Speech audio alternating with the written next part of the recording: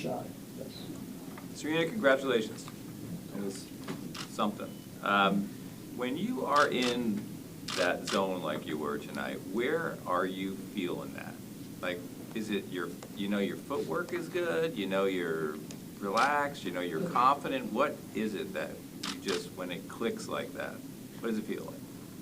It feels good. It feels like, okay, this is what I've been training for, and this is how hard I've been working, and it feels like, hard work pays off, so, when that happens.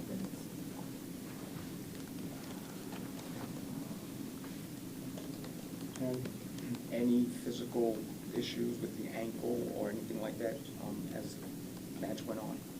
No, not at all. My tape got a little loose, so I just wanted to tighten it, make sure nothing happened, but other than that, it's much better. Any question? I saw Graf beating Zvereva 6-love in the final in Paris in 1988, 34 minutes.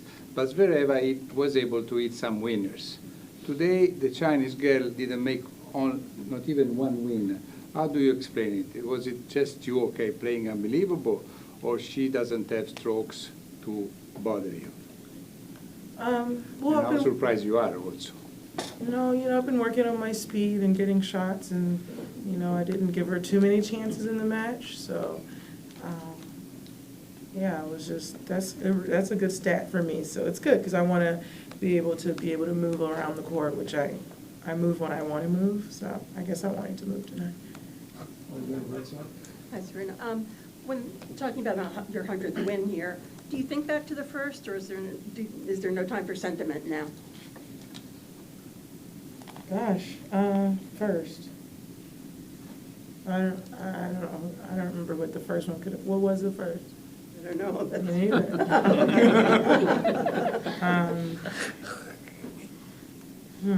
Yeah, I'm gonna look that one up. So yes, so I don't think back to the first. Back then. A little similar question. You and Venus both made your debuts at WTA level without playing any juniors at ITF level juniors before then. That would seem like it's something we never really see young players doing anymore, making that leap from nothing into WTA pretty much now. I'm curious how scary that was at the time, and something you'd ever recommend to people now, or what the sort of benefits and pitfalls of doing that are. I liked it. It was really cool. I think everyone has to take their own path. I thoroughly enjoyed going to school, and I was also on tour with Venus, so I kind of had a big cheat sheet. I think she had it way harder than me, so I kind of was able to learn from everything that she did. And from her wins and her losses, I was able to learn.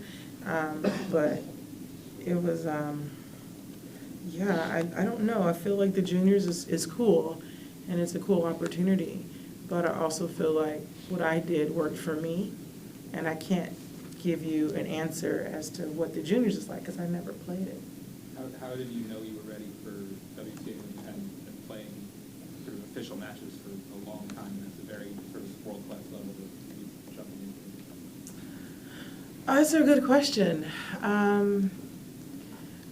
Yeah, I don't know. I just felt like I wanted to get out there at some point.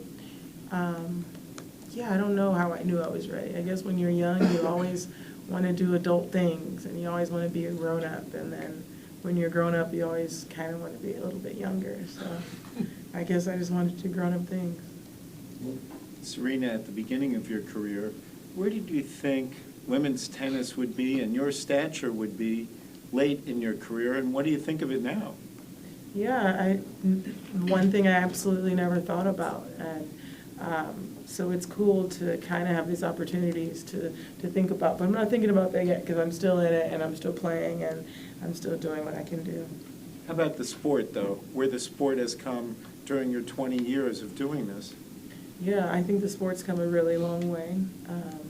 It's been really satisfying to see a sport for women that's the premier sport for women that can just, it's the best sport in the world that a woman can do, in my mind.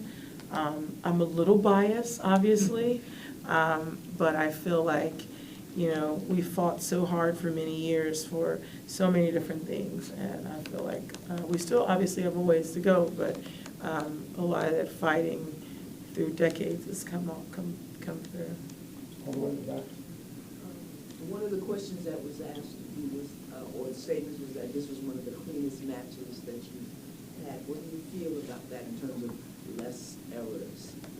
Less errors are always good, you know.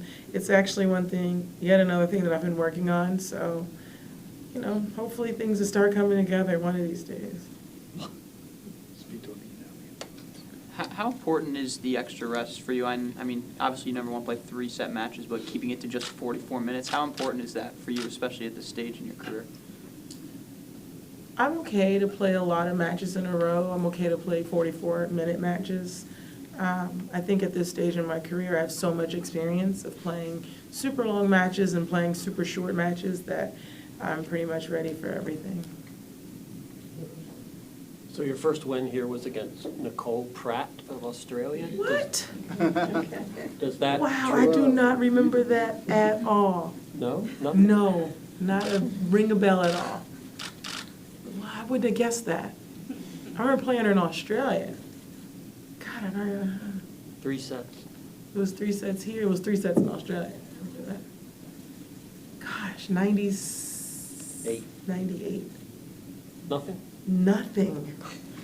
You know, Venus will remember though. She remembers everything, so she would definitely remember.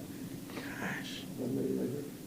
Serena, congratulations. You really dominated this game. And there was a moment where I recall your opponent softly touching the ball over the net, and you just came there and slammed it down with this roar. Are you upping the intimidation factor in this tournament? No, I don't try to up any intimidation factor. I am who I am, and I've always been the person that goes out there and roars and screams and complains and cries and fights, and I'm extremely passionate about what I do. And most people that love their jobs are passionate about what they do, and that's just me. We can go around a little. Ben, Lily. Sort of continue the memory lane thing. I'm curious. You played your first pro match in Quebec City in qualifying, and you lost pretty bad. Very match. bad. And I'm curious, like, how you let that not discourage you, because obviously you're doing okay for yourself now. Right? Well, I wasn't ready to play in Quebec City. In fact, the only reason I played was because back then WTA was changing some rules for age eligibility, and unless you played in a certain year, then you can be grandfathered in. So I had to play, and I definitely wasn't ready. And so I was fine. I was so nervous, and I did not, and I actually didn't play again until, I think that was 95. I didn't play again until like 97. Did it hurt your confidence, though, to get beaten like that? I don't think so. Because I knew I wasn't ready. Like, I just was doing it so I could play tournaments. But yeah, I took like a good year and a half to almost 2 years off before I played again. But then when I played again, I was ready. I actually was ready to play some competitions and stuff, but I just so wasn't ready for that other match. Last to Willie Menabal. We haven't spoken at all about your next match against Svitolina, a person you beat 3 times, but then had a tough match and lost in the 2016 Olympics. What have you seen in her game since then, and what maybe is the biggest challenge for you against her? Well, she is obviously a fighter, and you know, she's gets a lot of balls back. She doesn't make a lot of mistakes, so she's one of those players that does everything really well. So I have to do everything well too. What do you remember about that Olympics match? That was a tough Olympics for me. Oh man, I lost in doubles for the first time. I just really devastated about that doubles loss. And then obviously singles shortly after, and I didn't play the Olympics in Rio.